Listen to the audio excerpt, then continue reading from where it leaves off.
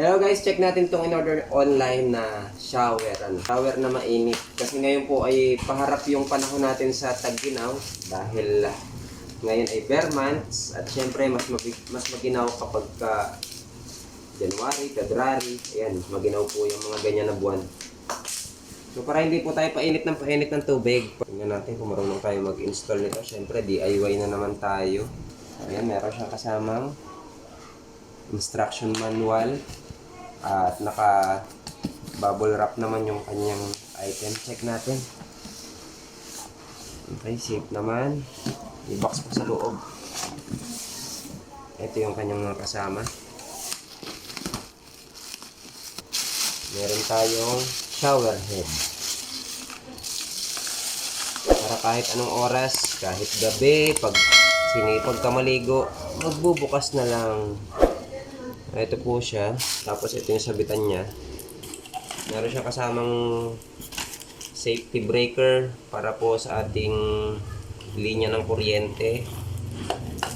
Meron po siyang kasamang ganito. Check natin kung para saan niya. May bracket, may tornilyo, may kasamang bukasan, gripo. Okay. Tapos ito na yung ating shower. Yan, nakasulat sa kanya ay rated voltage 220 volts, rated power 6,500 watts. So medyo malakas po siya talaga, dapat may linya siyang sarili. Hindi nyo po isasama sa mga ibang linya ng bahay, kaya maglilinya po tayo. So ayun guys, bumili pa tayo nitong grounding rod na to, kasi wala pong mapapagkabitan ng ground ng ating shower. So ayan, dito po napamahal yung ating DIY installation kasi medyo mahal po ito. Dito po sa amin ay 438 po itong ganyang kahaba, 5 feet. Okay, babaon ko lang ito and then tuloy na natin ang installation.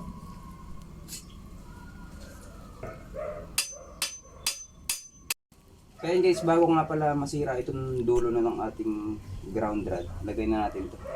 Kasi baka bumuka to, hindi natin to maisuot. Kaya na natin muna siya dun.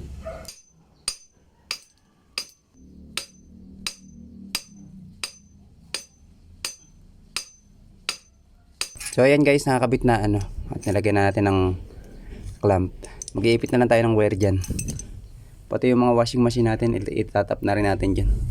Kasi yung mga ground ng washing machine, ground wire, nakakalimutan na natin na lagyan ng idiretso sa ating ground. So isasama na natin dyan. Ito na nga yung ating shower at lalagay na natin itong ating mga kasama niya na siya ay binili. May kasama siya mga ganito, mga o-ring. Ilang piraso po yan, kabit na rin natin. Ito ang kanyang, ito naman meron ng gomang kanya. Ayun, meron. May kasama na siya.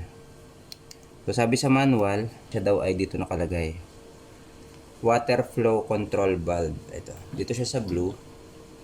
Tapos ito nga pala pong kulay blue, ay meron po siyang filter dito sa loob. Ayan. Kasi yan yung input natin. Dito papasok yung ating cold water. Kabit na natin to.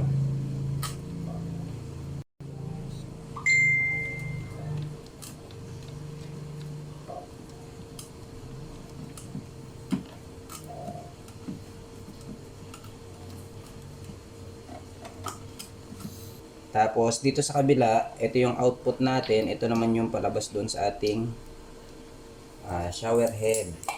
Pero sabi dito sa manual, ay nakakabit daw ito. Meron din siyang gasket dito sa loob.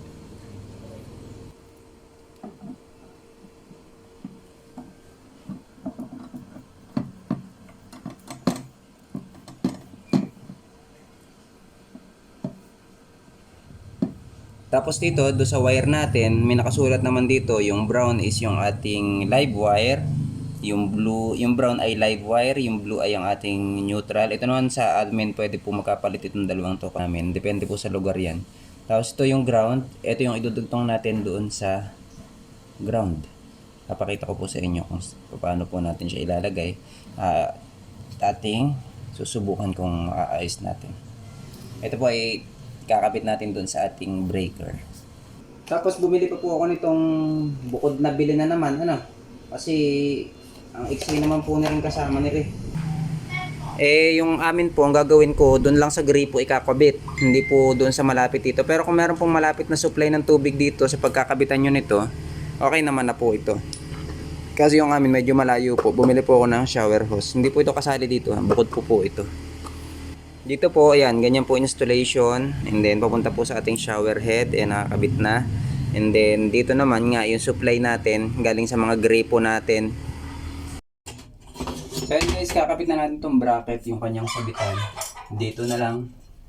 At naglagay na ako ng tanda. Ayun, nilagyan ko na ng lapis. Makalat pa po dito sa aming banyo kasi ginagawa pa po ito ay. Hindi pa po ay nakatambak pa nga yung ano. Nauna pa yung liguan bago ayusin.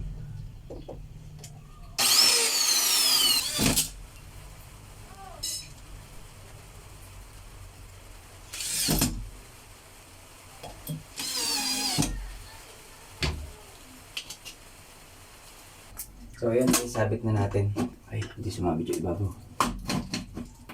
Ayan.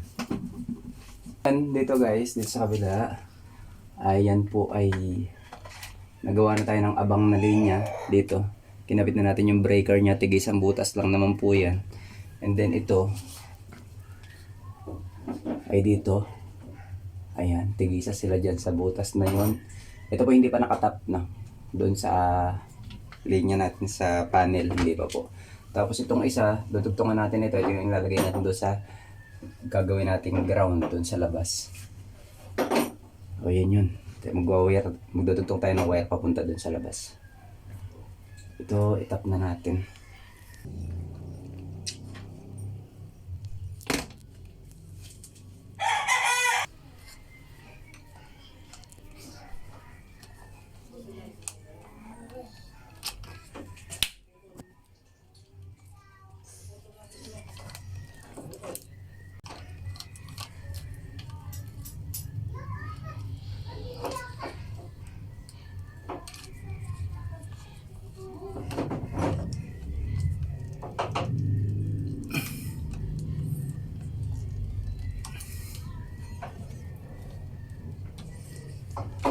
Okay.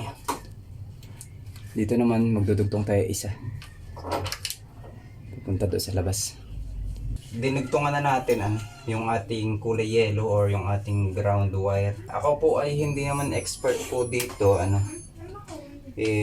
Mag-comment na lang po dyan. Para po ma-check ako. Para kung may mali ako, pwede ko pang baguhin. Malaking tulong po sa amin yun. Yung ako ay inyong itatama. Para po yung ginagawa po ay maging tama. Pwede yung wire papunta doon sa ating, ito lang available na wire pero kung may makukuha ko mas malaki, papalitan ko po ito. Papalitan ko po ito ng malaki pag nakabili. So yun guys, ito yung ating grounding rod na ibinaon. Iipit na natin yung wire.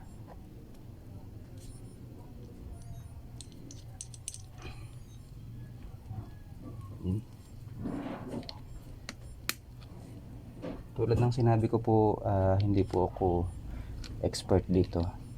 Kung maaari po ay, kung meron akong pagkakamali, paki-comment po sana ng ating pong mga expert at mas magagaling na installer. Kasi nga po ang akin ay DIY lang. O yan, meron na tayong ground. Tayo na sa loob ulit. Kluban na natin to, tapos na tayo rito. Okay. Ayan, ang cute ng bukas Ngayon, ito yung ating shower head. Hindi pa rin nga pa naayos, tingnan nyo, butas pa yung dingding namin. So yun guys, naglagay nga po pala ako dito ng filter para po yung dumi ay hindi po pumasok doon sa ating shower. Ma-filter na po agad dito. So yun guys, kabit na natin to. Nabarinahan ko na rin. Ito yung ating holder ng shower head. Mga kaibigan, natapos na natin at nakakabit na. Yan naman po yung pangsamantala muna kasi ayusin pa nga natin yan. Para masubukan lang, di on na natin. Ito tayo sa breaker.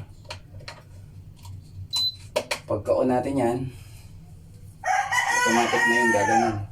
Magkakaguhit and then click natin yung switch. P1, pataas yan ng pataas. Depende po kung gaano kainit yung gusto nyo. P1 lang, tingin ko okay na yan.